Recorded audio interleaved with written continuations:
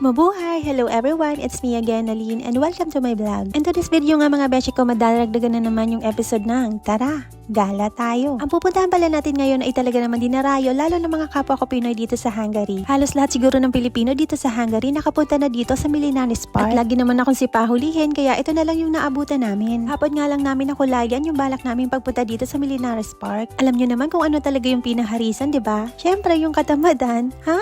Ano daw? So yan mga beshi ko, nandito na nga pala ako ngayon sa tram station. At dahil nga nandito lang yung dorm namin sa Fehérvári, number 17 yung kailangan sakyan kong tram. Almost 30 minutes pala yung magiging biyahe natin at bababa tayo doon sa Senator. So ayan, paakyat na nga ako dyan ng tram para makasakay na. Mag-isa nga lang ako dyan kasi naman hindi sumama si Tin. Syempre katulad ng iba dyan, nila mo na naman ng katamaran. Ha? Ano daw? Kasi naman mga beshi ko, dapat nung Sabado pa yung plano naming puntahan yung park na yun. Kaso nga lang talaga, ang dami talagang plano na nagiging drawing lang. Eh ako, lagi naman akong CG basta sa galaan. Ang saya kaya kapag gumagala. Syempre magkakaroon ka ng bagong memories, pati na din bagong experience. Kaso nga lang talaga, nakakaubos ng kaperahan. Ha?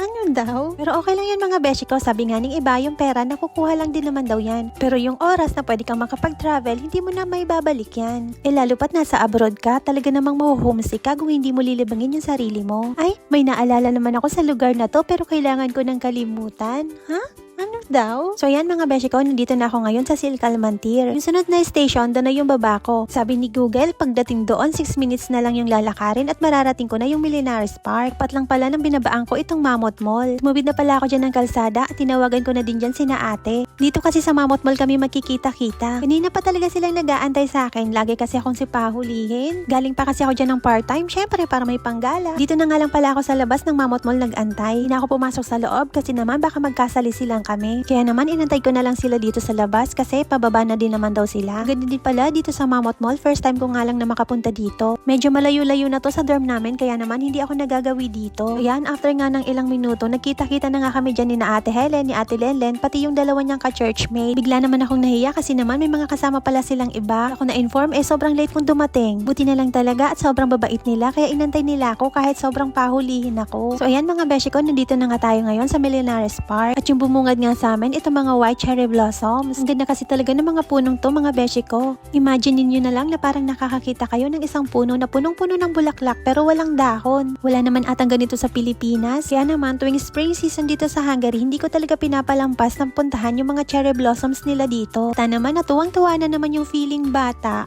Ha? Ano daw? Nga pala mga beshi ko, kahit spring season na dito sa Hungary, kailangan mo pa rin i-check yung weather update nila dito. Kung napansin nyo nga maaraw pero malamig. Malakas din kasi yung hangin ngayon. Pero hindi namin alintana yung lamig kasi naman tingnan nyo, sobrang enjoy na enjoy kami. Kasi naman itong si Ate Lenlen, puro kalukuhan ng alam. Partida, naka-heels pa yan ha. Buti na lang talaga sa area na to, kukunti yung tao, kami-kami lang. Kasi naman mga beshi ko, ang park na to talaga namang pinupuntahan, bata man o matanda. Ang sarap kasi maglakad-lakad, mag-jogging, mag-bike, at tumambay sa lugar na to. Makakakita ka rin pala dito ng mga playground na pambata. So ayan, nag-umpisa na nga ulit kami dyan maglakad kasi hahanapin talaga namin yung may mga pink na color ng cherry blossoms. Madami ka din palang makikitang mga upuan. Kaya kung pagod ka na sa paglalakad-lakad, pwede kang makapagpahinga. Papahinga lang ha, pero bawal tumigil. Ha?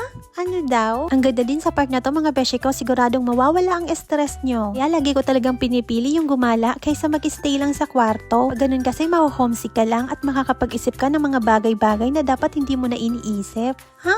Ano daw? Kaya kung ako sa iyo kabayan, mag-enjoy ka, lumabas ka. Sulitin mo at gawing mo masaya yung buhay abroad mo. Kasi for sure, hindi naman habang buhay nandito tayo sa abroad, uuwi at uuwi pa rin tayo sa Pilipinas. At least diba, wala kang pagsisisihan, at least nagawa mo yung mga bagay na ikakasiya mo. So ayan, bukod nga sa pamamasyal, madami ding activities na pwede kang gawin sa park na to. Matapos nga ang ilang minutong paglalakad, narating na din namin ito mga pink cherry blossoms. So nga lang, hindi na siya ganun kaganda. Hindi na tulad ng dati ng mga nakarang araw, nakitang-kita mo talaga yung mga pink cherry blossoms. Siguro kasi biglang lamig tapos sumabay pa yung malalakas na hangin. Kaya naman yung mga petals, konti na lang yung natira. Kaya siguro sa susunod na linggo, wala na ang mga bulaklak na to. Buti na lang talaga nakahabol pa kami ngayon. May mga nakasabayan pala kami dyan ng mga Pilipino. Kaso nga lang talaga mga beshi ko, pagpasensyahan nyo na ako sa personal kasi napakamahiyain ko talaga. Mukha lang talaga akong walang hiya. Ha? Ano daw? Pero ang totoo, hiyang-hiya talaga ako. Buti na lang talaga kasama ko dyan si Ate Helen at lagi niya akong sinasabihan, huwag kang mahiya,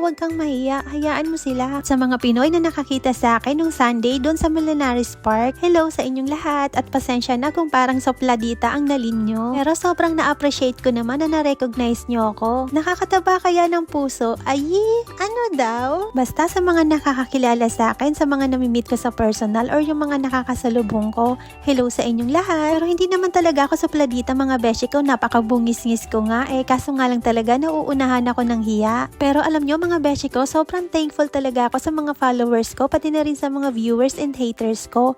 Kasi naman, hindi naman ako aabot sa ganito kung wala kayo. Hayaan nyo, balang araw makakabawi din ako. At yung pagsuporta nyo, balang araw, ibabalik ko din sa inyo. Kaya for now, wag muna sana kayong magsawa sa pagmumukha ko at sa sobrang pabebe ko. Ha?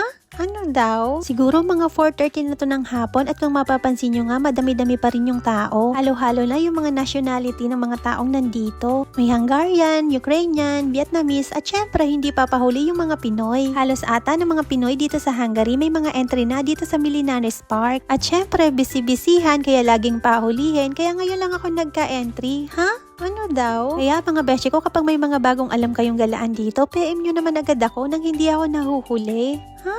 Ano daw? Siyempre kapag hindi tayo busy, pupuntahan natin yan. So ayan mga beshi ko, ilang oras nga lang pala yung tinagal namin kasi sobrang lamig na kaya naisipan na naming umuwi na lang. At bukod nga sa mga cherry blossoms, madami pang ibang bulaklak na pwede mong makita sa park na to. Kasi tuwing spring season dito sa Hungary, dito mo talaga makikita yung mga halamang namumulaklak. Kaya kung ikaw ay mahilig sa mga flowers, ito talaga yung pinaka-best season na pwede mong ma-enjoy yung iba't ibang klase at iba't ibang nagagandahang bulaklak. Daanan din pala namin ang mga to papunta doon sa station ng tram. At kung napansin nyo nga, sobrang lakas ng hangin. Tingnan nyo naman yung buhok ko. Malapit lang pala yung mga station ng tram dito, kaya ilang minutong paglalakad, narating na din namin itong mga tram station. Ako isang sakay lang ulit dyan, pero sina ate dalawa ata, tsaka kailangan pa rin siguro nilang mag-metro. Iba-iba kasi yung mga dorm namin na pinag-iistihan dito sa Hungary. Mabilis lang naman dumating yung mga tram dito. Hindi mo kailangan mag-antay ng napakatagal para lang makasakay. So ayan muna for now mga beshi ko. Thank you for watching. See you!